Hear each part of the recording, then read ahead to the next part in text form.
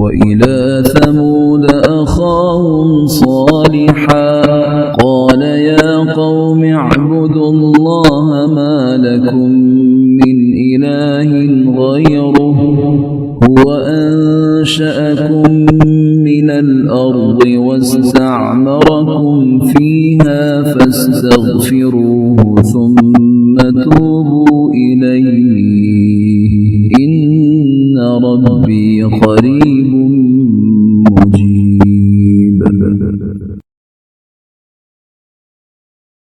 And to Thamud we sent their brother Saleh. He said, My people, serve Allah. You have no God but He. He brought you into being out of the earth and has made you dwell in it. So ask Him to forgive you and do turn towards Him in repentance. Indeed, my Lord is near, responsive to prayers.